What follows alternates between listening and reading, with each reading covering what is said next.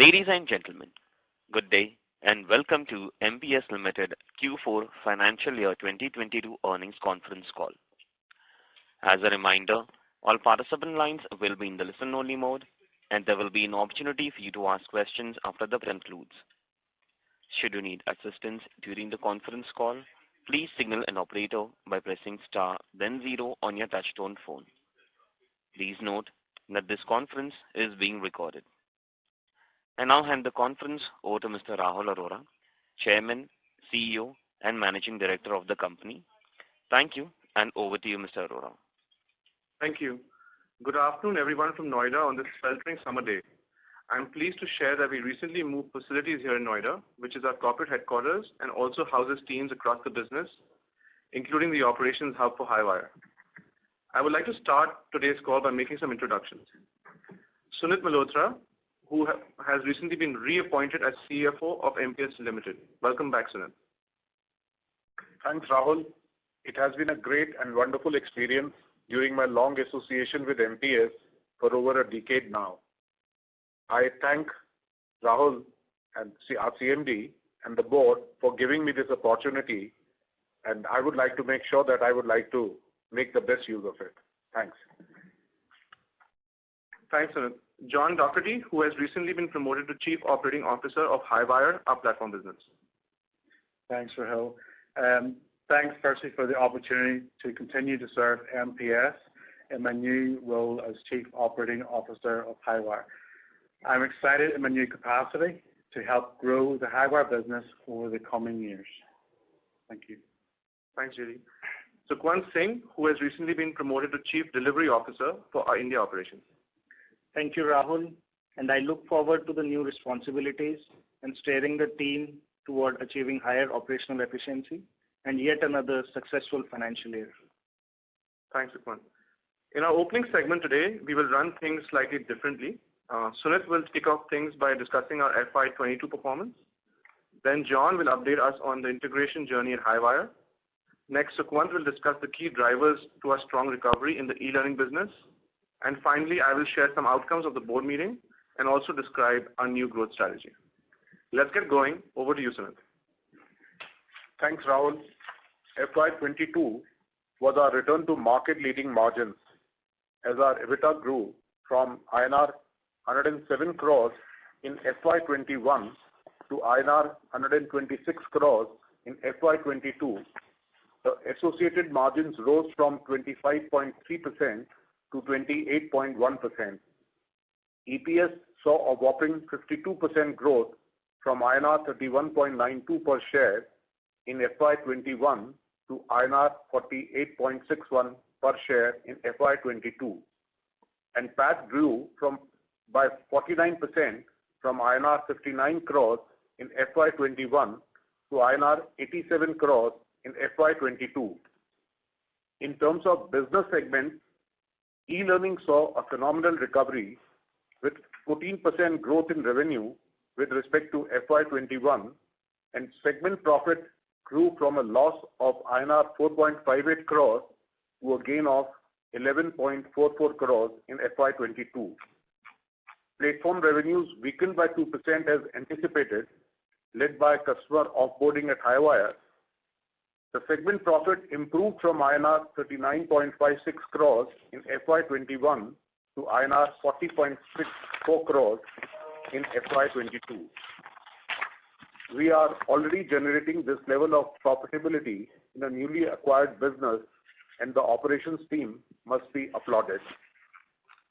Our most established line of business, Content Solution revenue, grew by 8% in FY22 compared to previous year, and segment profit improved from INR 72.29 crores in FY21 to INR 76.64 crores in FY22 with a 6% increase in segment profit margin. I would now like to hand it over to JD to discuss the contributions made by the platform business that moved the needle for us on profitability. Thanks, Sunit. The last 20 odd months have been transformative for Highwire under MPS ownership. I am proud of leading the transition of the Highwire operating model to the India delivery hub here in Noida. We have successfully created a strong product team with solid industry knowledge and credibility. Restructured our staffing model to leverage an optimal onshore versus offshore balance. Consolidated all the platforms business under the Highwire brand. While it's not all been smooth, and COVID-19 did impact our ability to onboard and train new staff and create an identity under the Highwire brand, the positives overwhelmingly outweigh any minor niggles. We have had success in acquiring new hosting customers on Scalaris on competitive RFPs. Cross-sell success between existing Highwire customers for order management and analytical solutions. A successful enterprise-level implementation for Sigma, which is identity management, at a prestigious publisher has given us a compelling case study for other large organizations. Over to Sequant to discuss progress in e-learning. Thanks, JD. So FY22 was a transformative year for our e-learning business. Like Sunit described in his remarks, while our revenue grew by 14% in FY22 compared to the previous year, the segment profit grew from a loss of rupees 4.58 crores to positive rupees 11.44 crores in FY22.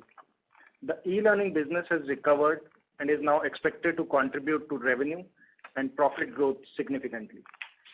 On the revenue side, our revenue quality has improved with an increasing trend in the proportion of recurring revenue, premium solutions, and deeper client relationship. Our customer diversity is much healthier across all parameters, including geography, industry, and customer concentration. Apart from revenue growth, the drivers of this margin expansion include cost arbitrage benefits from migration to lower cost city centers, focus control on productivity management, and a tighter discipline on expenses. In fact, at MPS Interactive India, revenue grew by 14% in FY22 compared to the previous year. PBT grew from a loss of rupees 79 lakhs in FY21 to positive rupees 10.29 crore in FY22. And this business exited FY22 with a whopping PBT margin of 35% in Q4 FY22. The margin expansion was no mean achievement and resulted from an excellent strategy, great execution, and super collaboration and teamwork. Thank you, and back to you, Rahul. Thanks, Sequant. We are all elated with the progress in the e-learning business and are looking forward to a full year and seamless expansion in FY23 for all our e-learning business interests. Thanks, John, for sharing your valuable insights on how our platform business has shaped into its new operating model, and more importantly, is transitioning from consolidation to growth. And thank you, Sunit, for neatly summarizing our financial performance. I am pleased to share that based on the unprecedented earnings growth in FY22 and EPS of 48 rupees 61 paisa, the directors have recommended a final dividend of rupees 30 per equity share of rupees 10 each of the company. MPS has come a long way.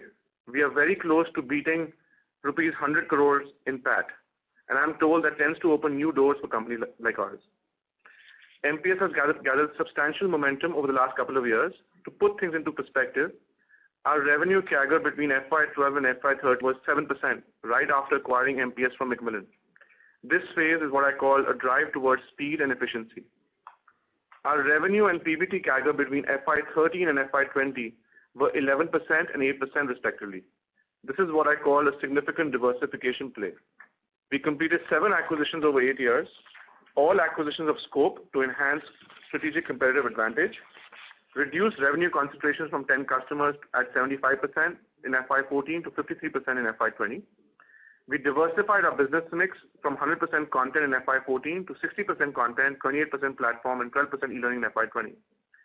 And finally, we expanded our total addressable market from 2 billion to 310 million. The last 2 years then have been about unlocking synergies. Revenue and PBT CAGR between FY20 and 22 were 17 and 18% respectively. We've had robust growth in the business through revamped and integrated global delivery model that combines diverse capabilities. We've had a profitable transformation of corporate e-learning business by leveraging wage arbitrage levers. And we've expanded our platform business through acquiring Highwire, advancing our positioning in the research and market as a thought leader. And we've also made significant investments in key executive and management hires. The next phase for us is then about building serious scale. We will achieve this by redefining our sales and marketing strategy to a market-oriented approach to drive organic growth, shift the focus of the inorganic strategy to focusing on acquiring growing assets instead of distressed assets, explore opportunities for further consolidation to improve efficiencies further and drive margin expansion, and significant opportunities to enhance cross-selling and increase wallet share across a large customer base. We look forward to your continued support in this exciting new growth phase that we call building scale. I would now like to open the call to your questions. Thank you. Thank you very much. We'll now begin the question and answer session. Anyone who wishes to ask a question may press star and one on their touchtone telephone. If you wish to remove yourself from the question queue, you may press star and two. Participants are requested to use handsets while asking a question. Ladies and gentlemen, we will wait for a moment while the question queue assembles. Participants, you may press star and one to ask a question.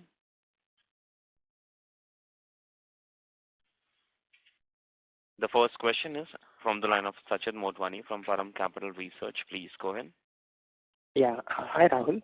My first question is, we had seen that Highwire business was ramping down, which you had, articulated at the time of acquisition. If I strip that off, then overall on a console basis, would MPS have grown at 10% plus CAGR? Because if I look at content has grown at 8%, e-learning at 14%. So if I were to strip off the rundown that we've seen, so would it be fair to say it would be a 10 to 12% kind of a growth for FY22? Yes, that would be correct on the revenue side. Profit would be higher growth. Okay. Now, harping on this growth again, you've delivered an amazing, 14% e-learning growth. Can we expect this to, can we start clocking 20% growth run rates from next year onwards? Yeah. So our budgets have been created. So every year we create, a revenue budget for across the various lines of business. Our budgets have been created at 17% growth, and we tend to beat our budgets. So hopefully we can hit 20%. Let's see. Okay. And, again on this, there was a recent research report by Technavio, which mentioned about, growing opportunity in the digital education publishing market. And they were talking about a $10 billion opportunity over the next 5 years across various geographies. And it also mentioned some of the clients that you're already working with. So just wanted to understand, if at all, that's a trigger for you, and would it push your content solution business, or would it have an impact on your platform business in terms of growth? So great question, Sachin. I think for us, we've obviously been sensing this opportunity for a while now. And we basically tried to look at what we have in our content business through our US entity called MPS North America, and our e-learning business through our India entity called MPS Interactive. We've created a cross-functional team across these two groups to pursue the opportunity that you're describing. So this is going to be a combination of our content business and our e-learning business. We're calling it Digital Studio.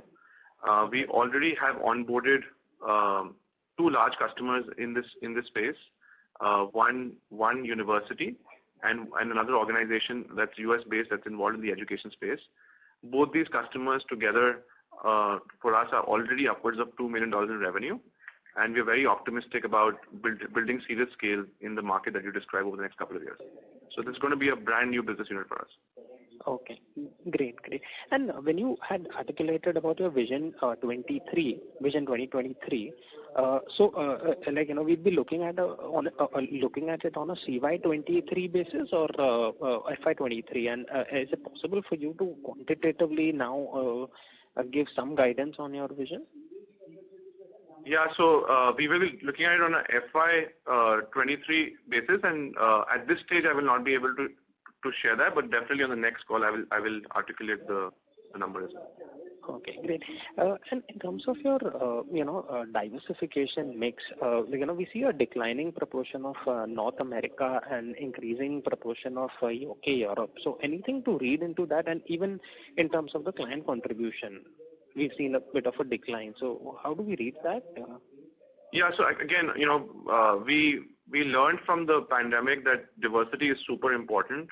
In fact, our e-learning business was seriously affected because of lack of diversity.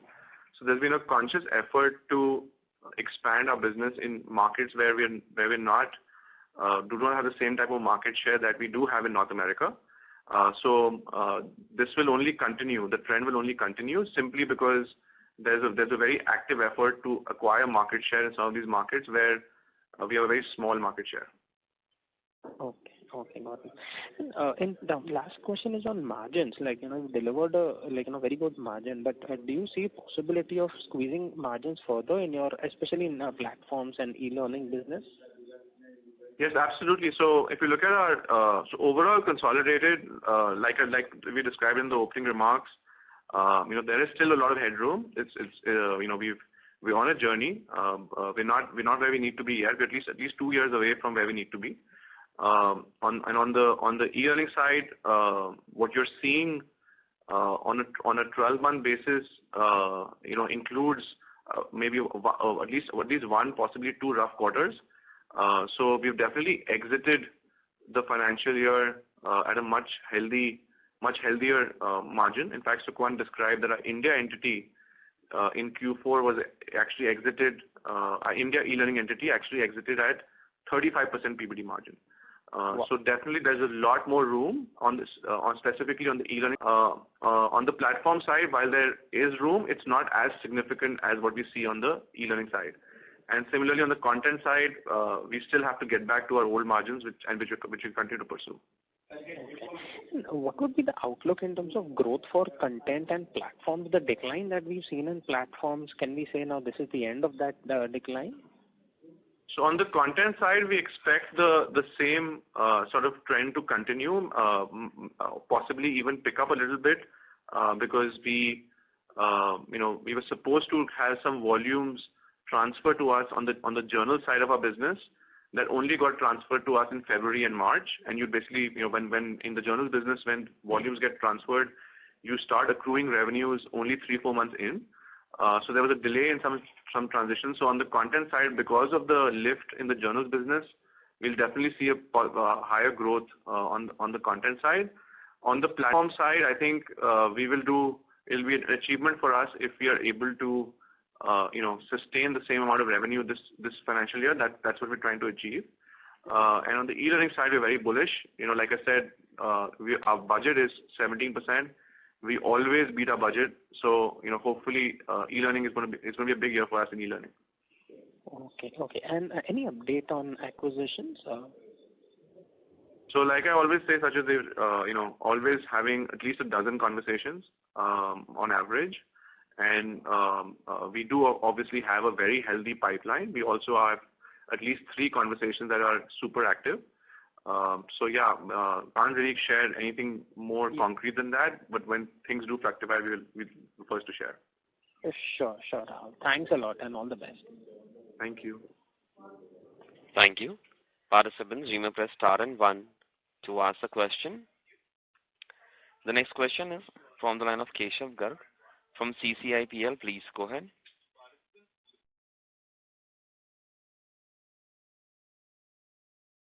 All-time high. Keshav, sorry to interrupt you. We missed out on your question. May I request you to repeat your question from the beginning? Yeah. Sir, so I'm saying that first of all, I wanted to congratulate you on behalf of all the shareholders for achieving all-time high profits, all-time high operating cash flow, and all-time high reward to the shareholder in terms of buyback, plus very generous dividend. Sir, I never thought I'll say this, but sir, I hope that you will reduce the dividend going forward so that we can do a larger share buyback in future, sir, so that our number of shares can reduce permanently and our earning per share can increase faster than the profit going forward. And sir, as far as my question is concerned, sir, since the past 6 quarters, our consolidated EBITDA is close to around 31 crore rupees. So you think that going forward from first quarter or second quarter of this financial year, we can break out of this range of around 32 crore EBITDA that we have been clocking? Yeah. Thank you for your comment and the question as well. Just on the comment, I'll quickly react. The buybacks have to be spaced out by 12 months. Our last buyback was in so the next buyback can only possibly be in January. We were sitting on some excess cash, which we thought was better to distribute because we are in the learning business, not in the treasury business. So from that perspective, that was the thinking there. And absolutely, the board will discuss and on the buyback whenever it becomes available to us as an option. On the EBITDA, absolutely, the focus is to break the barrier that you described. From my perspective, we are, like I described to Sachin on the previous question, we are expecting revenue growth. This business has tremendous operating leverage. So as revenues grow, margins improve as well.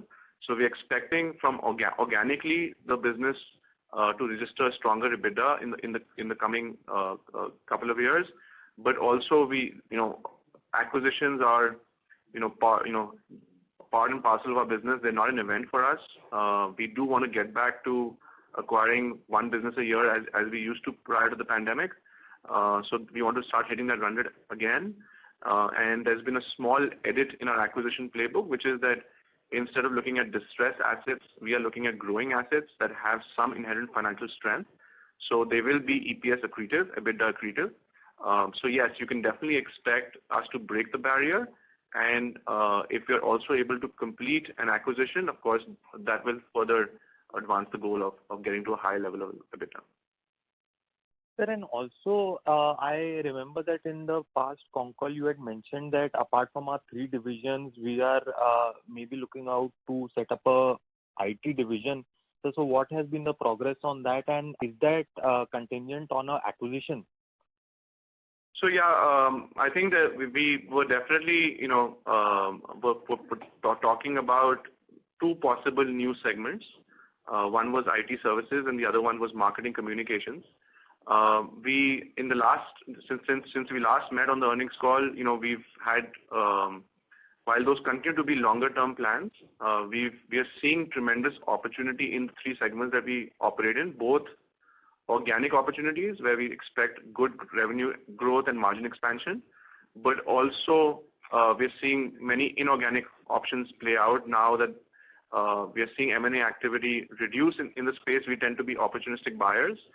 So we are now seeing a window of opportunity to build scale because we seem to be the only active ones in at least in our marketplace. So we believe that we haven't exhausted these 3 segments just yet.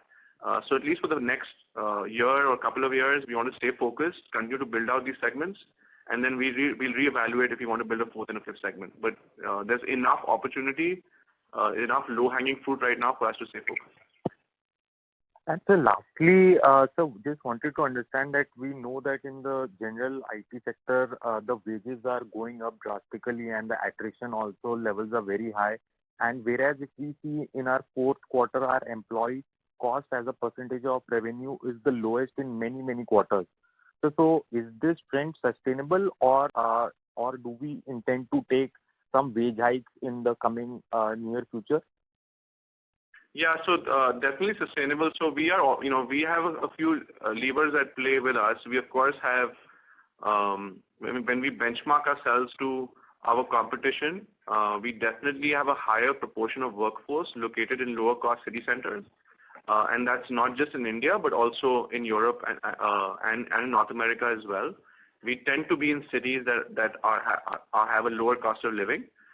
So that is just a one cost arbitrage lever that we do possess that we continue to use. So the diversity of our presence allows us to navigate these local challenges.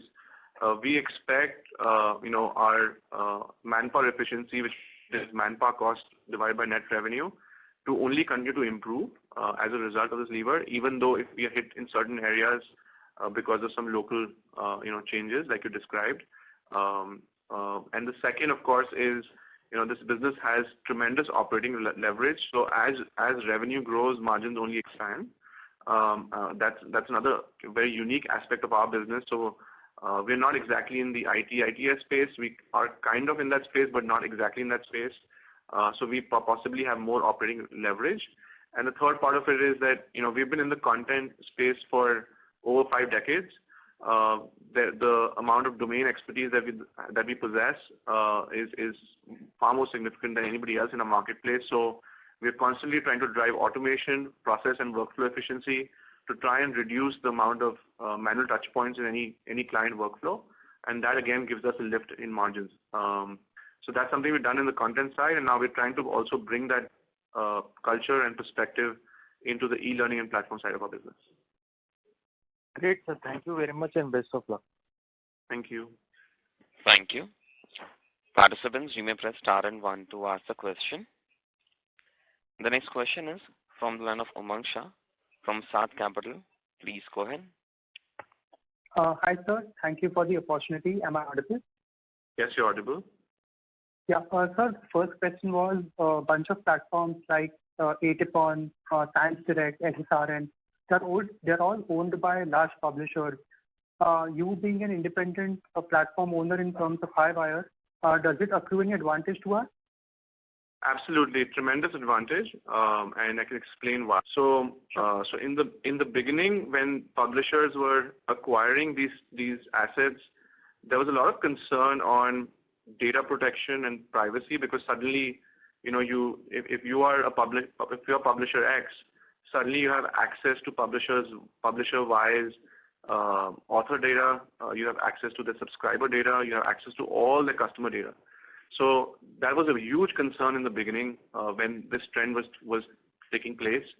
That created some short-term advantage, but what we've seen subsequently is a longer-term advantage, which is 2 things. One, we've seen customers not being able to have influence on the product roadmaps, because if you are owned by a publisher, as a technology company, your roadmap is going to be governed by that publisher's requirements versus the requirements of a small, medium-sized publisher or a competing publisher. And if you're an independent platform, you obviously take into account all your customers and marketplace requirements when you design a product roadmap, and therefore you're able to be more compelling to the marketplace. So that was obviously the one aspect that has given us serious long-term advantage in our platform business across the product suite. And the second piece, of course, is publishers. Of course, we've been working in publishing for many years now, and most of our customers are extremely large. And when you're a large organization, the speed and agility with which you can deliver innovation is not at par with what an organization of our size can pull off. So both in terms of just having a more, if I can call it, a democratic roadmap, but also being able to deliver on a roadmap more actively and with speed and efficiency, both of these give us some serious long-term advantages in the platform business. Right, sir. This is very helpful, sir. Sir, so if you could talk a bit about your pricing when you're as pricing for Highwire, is it dependent on the existing base of articles that you have for a particular publisher, or is it based on the inflow that is going to come, or is it standardized across the industry? So I'll hand it over to John to answer that question. Okay. Hi. We look at not necessarily we look at the volume of articles and materials that the publishers are producing. We're also looking at the volume of interactions that they have on their site as metrics in order to help with pricing. That helps to sort of identify the infrastructure that we need to have on the back end in order to support that business. To project about 10% growth in that volume year over year, and we've certainly seen that even higher than that during the COVID season. So the pricing is very much flexible in terms of the size of the customer and the volume of content and the activity through their sites as well. Right. Got it. And sir, you don't see open source being a risk to like academia, open source in academia being a risk to this platform's revenue? In fact, if anything, it's a huge opportunity. And on the last call, I think someone asked the question, where do you see this whole business going? Where do you see the whole content business going and this business going? I asked the question back, which was, in 5 years, do you think there'll be more content or less content?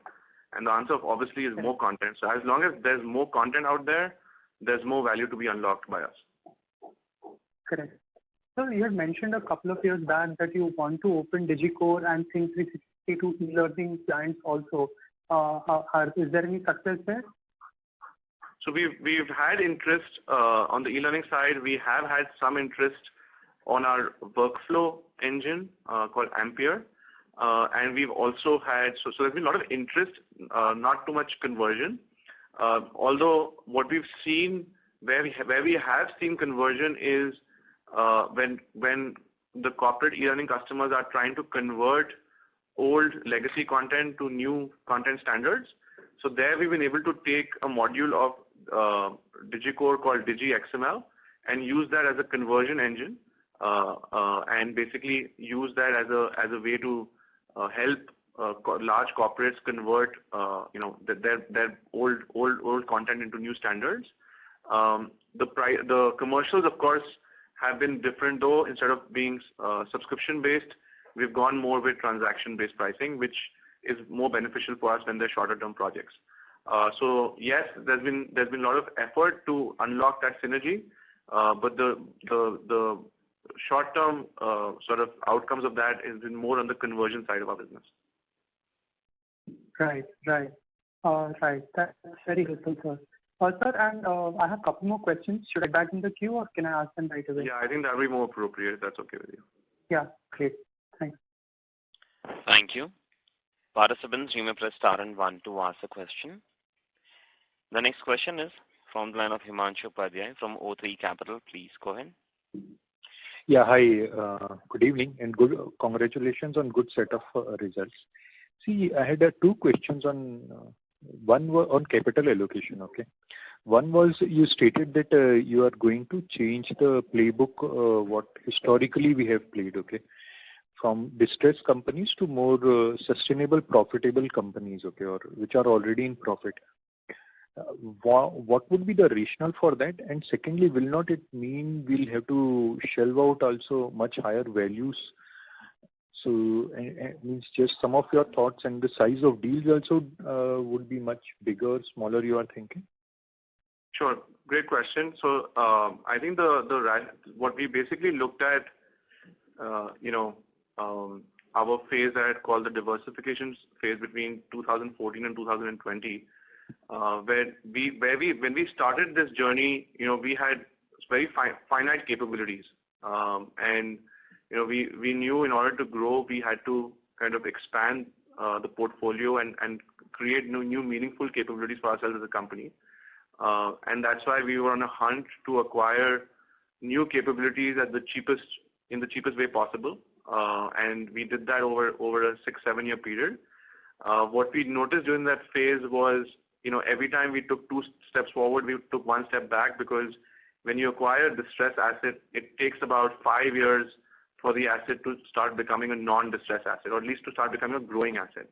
You tend to get to a non-distressed stage about the 3rd year mark, and the 5th year mark, you start to grow the business. Which kind of to a certain point does 2 things. One, it distracts the management team from growing the existing business. And second, it kind of slows you down, which was the whole purpose of going out and completing an acquisition.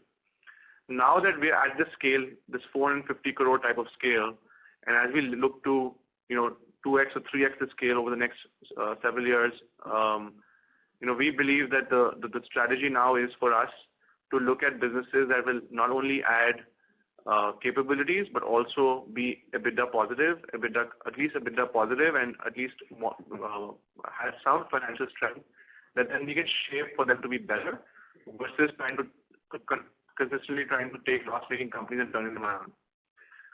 In terms of how do these companies get valued? MPS today, for whatever reason. Sorry to interrupt you, but your voice is breaking. Can you hear me now? Slightly better.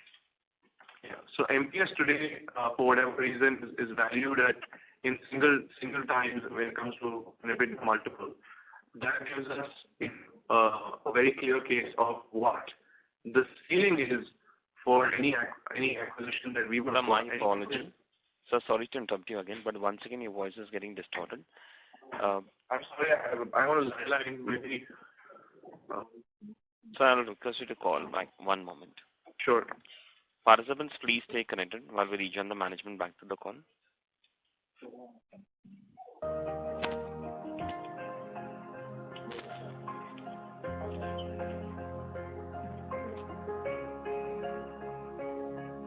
कुछ करना तो नहीं होता है ना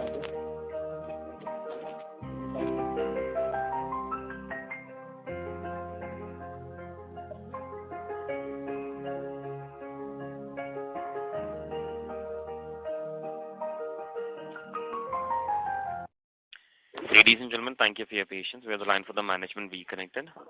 So you may go ahead. Yeah, sorry about the connection issue. So what I was saying was, we want to make sure that we are acquiring businesses that have some inherent financial strength. In terms of valuations, we have a very good case study in MPS, which is, for whatever reason, valued at less than 10 times of EBITDA. So that is like our, super ceiling to acquire any business with some inherent financial strength. We also know what the multiples are in our space. Yes, the outflow will be higher. We expect that, and we are planning for that. In terms of revenue, we're looking at businesses that are at least $15 million in revenue to $30 million in revenue in this space, and we want them to be EBITDA positive. And one more thing. So when you said about dividend payout and buybacks, okay, and you want to give excess cash, but if there are so many number of deals, okay, why do we want to pay such a high dividend? Because see, one thing which happened in the history of the company, which left a bad taste, was we raised capital and then we were not having those deals, okay, or 3 or 4 we were evaluating. So if we are very sure that the M&A is the path for growth for us, why not have less dividends or buyback? I understand because the value of company itself is so cheap. We want to have a higher stake, okay, or as a shareholders also, which I understand, okay. But in case of dividends, why is it so important? Just some thoughts on that. So, like I said, we examined our, what we have in terms of how we could possibly deploy this capital over the next 6 to 12 months. We've examined that, and we felt that there was excess cash available. And in terms of financing, MPS has a very strong balance sheet. I don't think there's any issue with financing for MPS. From my perspective, we continue to look at deals, and we do not want to sit on excess cash if something is not available tomorrow. So like you said, we had done a QIP several years ago. We raised capital, and then we just had to sit around waiting for an acquisition to happen, because the one big transaction that we were chasing didn't fructify because it wasn't on our terms. So we had to wait, almost 2 years to complete a decent size acquisition. So we don't repeat what we did back in 2015. I think that's what we're trying to do here. 2 last questions. One small. Would we be comfortable with debt to acquire a company, and what type of maximum leverage we like to take on our balance sheet? Because a $30 million type of revenue company, so if we have to shell out something like, it's a $250 million, 250 crores or 300 crores. I'll give a very short answer. We're open to it, depending on the specific situation. Drawing hypotheticals doesn't make it has to be based on the specific situation. Currently, we're not facing any such situation, but we are open to the idea. Okay. And when we started this journey of M&A, the major focus was adding more places or adding more capabilities. Okay. But how big are the blank spaces currently? Means in the end market where we are targeting or doing business, mainly on the publishing this question is. So how big are the blank spaces where we do not have currently the capabilities? So there's a lot of white space in this market. Like I was sharing in the opening of the call, when we started this journey, our total addressable market was $2 billion. Today, our total addressable market is $310 billion, and we are a 450 crore company. So there's a lot of white space available. Okay. Thank you from my side. Yeah. Thank you. Thank you.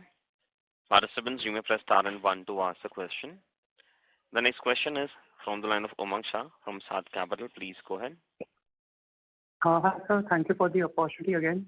Sir, in our journal business, there are 4 parts, if I'm not wrong. XML, typesetting, issue makeup, and covers. Sir, so over the years, because of digitization, have we lost on any one part of business, and have we actually increased our portion in one part? And how do you think about the journal business for next 5 to 10 years? Yeah, so just to correct that, those are stages of journal production. It's very rare that a publisher will engage with you on one stage. Increasingly, the trend is to work end to end with a supplier. So, you described 4 stages as probably 12, and we are one of the few vendor partners that are present across all the stages of journal production. In fact, we've moved very upstream where we are actually working with the authors directly once a manuscript is accepted, and in some cases we are also involved even prior to the acceptance of the manuscript, right at submission stage, where we manage the entire peer review process. From our perspective, we see this as an end-to-end opportunity. Increasingly, we are seeing, as a result of the pandemic, many of our customers and prospects who are large journal publishers optimizing their supply chain, where they want to work with fewer vendor partners that have strong business continuity plans and are able to continue during an event such as the pandemic that we just went through. So we are seeing a lot more opportunity than we have in the past on the journal side of our business. So that's one macro event that's taking place. Another event that's taking place is through the acquisition of Highwire, we have acquired relationships with over 100 journal publishers, which we also believe that through a cross-selling initiative, we should be able to, sell content services to these 100-odd journal publishers. So because of these 2, reasons, we are again very bullish about our journals business and expect, FY23 to kind of be the milestone year where we build a new scale for the journals business. So shorter term, this business will obviously go through a higher clip in revenue growth, but then going forward, we'll get back to the 10 to 15% revenue growth that we did see in the journals business between 2010 and 2015. Right.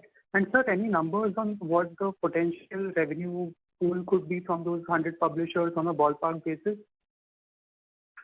It's difficult. It depends on the size of the publisher. The smallest would be $250,000, and the largest could be $3 million. So it's a huge range. It depends on the size of the publisher and how many articles and how many journals they publish. Correct. Understand. And sir, like you mentioned, you're one of the few players who have the end-to-end capabilities in journals business. How many competitors would be there who have that kind of expertise? A handful. I mean, 5 to 6, 7 to 8. You cannot answer that also. A handful. I answered the question. Sure. Right. And sir, one more. Is there any? Umang, sorry to interrupt you. Your voice is breaking. May I request you to come in a better reception area? Sure. Am I audible now? Yeah, I can hear you. It's fine. Okay. Sir, do we have that strength of the English in the business? Sorry, Umang. Sorry, it got worse. It got worse. Couldn't hear you. Okay. I don't know what to do. Umang, may I request you to rejoin the queue? Sure. Maybe redial Umang. I will do that. Thank you. Participants, you may press star and 1 to ask a question. The next question is from the line of Rahul Jain from Dolat Capital Markets. Please go ahead. Yeah, hi. Am I audible? Yeah, Rahul, we can hear you. Yeah, hi. Rahul. Congratulations for a very strong year. I have just a couple of questions more in terms of trying to understand where the business can go. Of course, there is no stated kind of an outlook except for one division. But for the e-learning business, given that the opportunity size is huge and we just want to understand how you plan to scale up this business to the next level. You think most of the challenges that you had related to mix or kind of the client composition, are those behind you, and now we can see a continuous growth path for this kind of a business? And do you see any challenge from the macro, turning bad at this point to come as a challenge for this segment in the coming quarters? Yeah. So a couple of things. So on the overall, size of company, we definitely want to, double or triple MPS over the next few years. That is our goal in terms of the scale of the business. Now, where do we land between those two ends of the spectrum? Time will tell. But that is definitely the goal. We want to be in that range. In terms of our e-learning business, we expect that till we get to $30 million in revenue, we have a very clear line of sight on delivery, on client profile, on market share, what capabilities do we need, etc. So we're pretty comfortable till there. Our next planning would be, how do we get, and we've already started to do that already, because it's going to take us some time to build that capability, which is we want to start to get into managed services, which is where a company like NIT Limited, for example, is sitting at, where you outsource the entire learning and development function to a company like MPS Interactive. We want to get to that managed service play. We feel that currently we want to focus on building this business on the organic side through the capabilities we currently possess.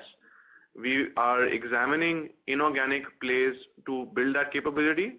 And if we're not able to build that capability till we get to 30 million revenue, we'll also start to pursue organic initiatives. But that's definitely a play that we want to make. In terms of all the challenges we had, we did have many challenges in the acquisition that we made back in 2018. We've turned a corner this past year, and the order book looks strong, the pipeline looks strong.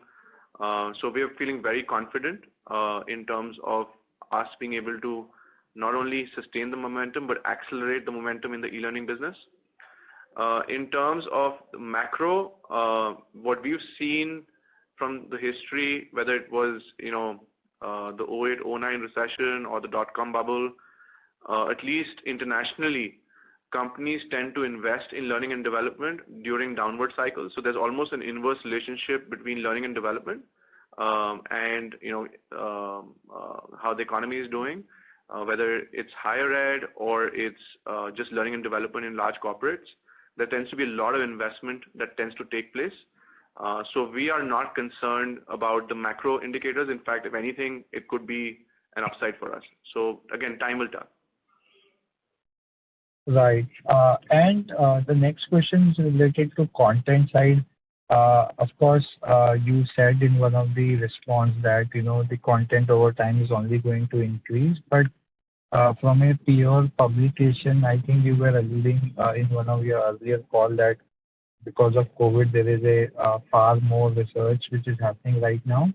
So is there that kind of a tailwind which we may not see in the immediate future, or as of now you think there is no such a risk? So there are two parts of our content business. There's research and there's education. On the research side, what we've seen is two things happen. One, there's just more research being published organically, and it's got nothing to do with COVID, because it's continued into 2022 and it's projected to continue into 2023 as well. So it just seems to be the new normal where research is going to grow at this clip. All of the industry experts have confirmed that. So we expect that tailwind to continue over the next 2 or 3 years, because that's what has been confirmed to us by our customers and by the marketplace. And the second piece, of course, is as an outcome of the pandemic is consolidation of the supply chain and vendor consolidation. So more work and more volumes are being parked with fewer vendors. So that's making us, bullish about the research space. On the education space, as the first question was from Sachit on question about digital education and how that market is supposed to significantly grow. We are trying to unlock that synergy through the combination of capabilities between our education business as well as our e-learning business, and trying to build out a new business unit to pursue that growth. Our education practice has delivered strong growth over the last 3 years. We expect that level of growth to continue, but just in a different way, and hopefully margin accretive, because digital revenue tends to be always at higher margin than print revenue. Sure. Appreciated that color. Just last one clarification.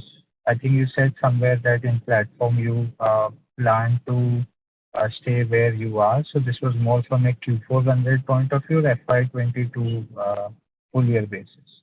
Q4 100. Okay, got it. Thank you. I'll fall back in there. Thank you. Thank you very much. Participants, you may press star and 1 to ask a question.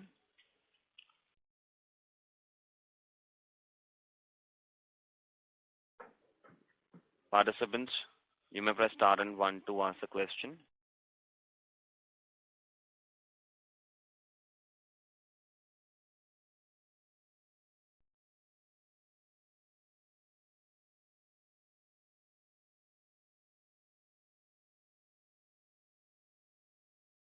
Participants, you may press star and 1 to ask a question.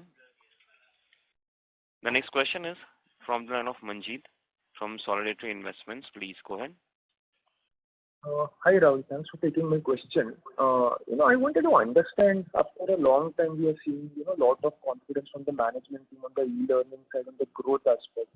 What's driving this confidence, and if you could also share some insights into whether it's a short-term thing coming on the back of lean 2 years, or do you think it's more structural if you take a more 3-5 years view? Thank you. Thank you. So I think there's a macro element to this, which is the market size is increasing with COVID has made digital learning kind of the norm. Classroom training and that kind of training has almost disappeared, and as a result of that, any business that is in the e-learning space is seeing this type of growth, and it's not just us; everyone is growing. So there's a macro element to this, which is that the market has tailwinds.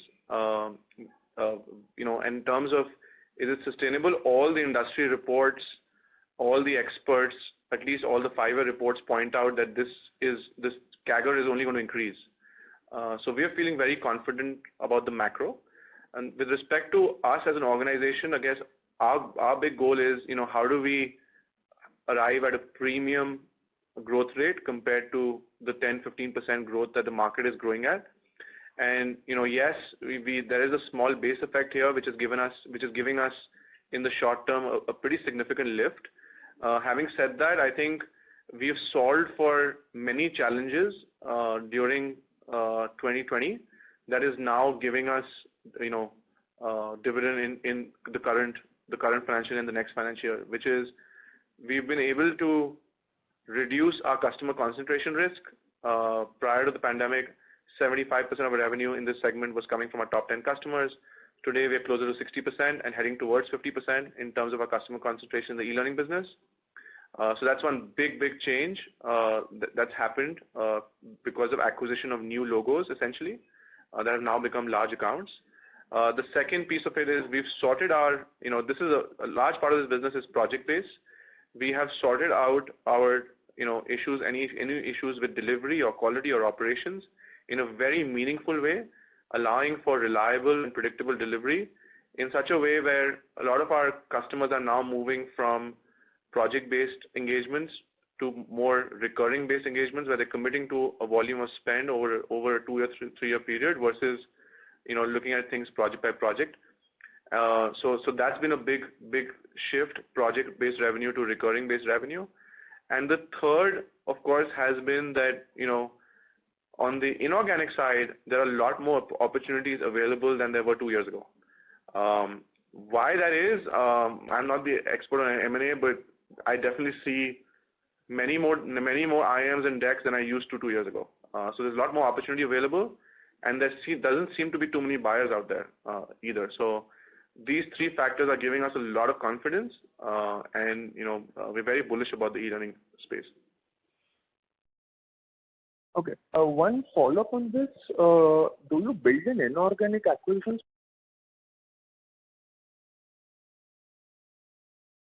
Sorry, we lost you. I wanted to check, do we build inorganic acquisitions when we do a revenue budgeting for the year? No, we don't. Okay. Another question, Rahul, was, this current management team obviously took over, MPS and, has obviously scaled it up well since 2012-13, post that. I just wanted to get some idea on history of, recessionary environments in the US and Europe and their impact on this industry and this business line, if you could share some insights. Because, the management team has not really seen a recessionary environment. So, and I'm not sure whether there's a strong correlation between, that and our line of business, but some insights there would help us. The management team has definitely seen a recessionary environment. We may not have been reporting it as MPS, but all of us have been through that hell in 08-09 in different capacities. Two of us were on the publishing side, and we saw what that meant for the business. Some of us were on financial services, some of us were in the energy sector. So everyone has seen it. I think what's different here is, learning is one of the few markets like healthcare. I wouldn't call it recession-proof, but I would definitely say that we don't see the same type of impact that some of the other sectors see. In fact, if anything, learning tends to pick up more because, corporates tend to invest more in learning in downturns, and many people return back to higher education in recessions as well. So, this management team has definitely felt, and we've lived and breathed the 08-09 recession and the dot-com bubble. But in a different context. And the learning context, we don't feel that it's going to be that significant an issue for us. But of course, if something does take place, we're a highly adaptable management team, and we will manage the business accordingly. Got it. That was helpful. At some follow-ups that I'll take those offline. One final question right from my end is, from your perspective, obviously you're leading this company now from a few years. But, just to get a sense, longer run, is your motive to scale this up as far as possible, or, if there was an offer on table tomorrow for someone to acquire MPS, would you be willing to, consider that? Just from aligning with the promoter's perspective is where this question is coming from. I think we're too small right now to think about anything like that, because we are interested in building serious scale for this business. And like I said, there's a lot of low-hanging fruit, and MPS has not unlocked itself to its true potential. I think till we get to 200, 300 million, we're not there yet. I think get 200, 300 million is, we actually have a competitor of that scale. We at least have two competitors of that scale. And they are only in one of our business segments. So we are operating 3 business segments, and we have 2 competitors in one business segment, and then similarly in the platform segment and the other segments as well. So there is a massive opportunity available here, and we want to make sure we unlock that opportunity. Having said that, of course, we understand that we also have inorganic aspirations, and we don't feel that this is going to be a pure organic story. It's going to be a blend of inorganic and organic. And, we are at some point going to also be looking at financing options if the right acquisition opportunity presents itself, or a series of acquisition opportunities present themselves. So financing is definitely something that, whether it's equity or debt, is something that has to be will potentially be worked out, but it's definitely something that we will entertain. Thank you, Ravi. Thank you very much. The next question is from Rahul Jain from Dolat Capital. Please go ahead. Yeah, hi. Just one quick one. Since you have change your acquisition mindset from distressed to growth kind of a companies? Even from a organic point of view, would you even consider going for a far more aggressive pricing kind of a methodology wherein you could get far more volume given that you are making huge margin on your business? So will that be also a strategy to drive growth? Rahul, we're trading at less than 10 times. Any acquisition less than 10 times is not really aggressive, right? So there is no case for us to value a company more than MPS in terms of a multiple with the breadth of capabilities that we possess and the margin profile that we have and the predictable revenue that we possess.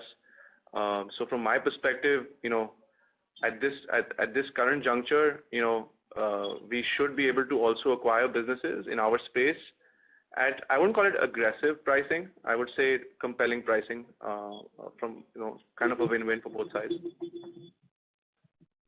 So Rahul, I was more asking this from a business volume perspective, where like in the content kind of a business, would you be open to far more aggressive pricing to get more volume from your peers? Oh, you're talking about yes, to drive growth. You're talking about organic, okay. So absolutely. So we are pursuing in specific lines of our business, we are pursuing a price warrior strategy, which is especially in our research business, whether it is the research content business, because we've got lower cost than most of our competitors. In fact, all our competitors, we've got a lower cost base. We are using that to our advantage. We've also got, fortunately, a significantly depreciating rupee that is also giving us an additional advantage. So we plan to use that to build market share in our research content business, specifically the journals business, journal production business, and that's one of the reasons why we are seeing the growth that we're seeing in that business. The second place that we're planning to also introduce this strategy is our Highwire/platform business, where we're not looking to perform the role of a price warrior necessarily, but we're definitely looking to undercut some of our competition that has a higher cost structure because they're entirely US or European based. We have had some success already. We've won at least 3 logos through this approach over the last 6 months, where we've used this approach for the platform business and acquired new customers using this approach. So yes, absolutely, we're using that approach. Got it. Thank you. That's it from my side. Thank you. Thank you very much. As there are no further questions, I will now hand the conference over to Mr. Rahul Arora for closing comments. Thank you, everyone, and I look forward to all your wonderful support and patience that you have extended in the past for the next phase of our journey, which is about building serious scale. Thank you. Thank you very much. On behalf of MPS Limited, that concludes this conference. Thank you for joining us. You may now disconnect your lines. Thank you.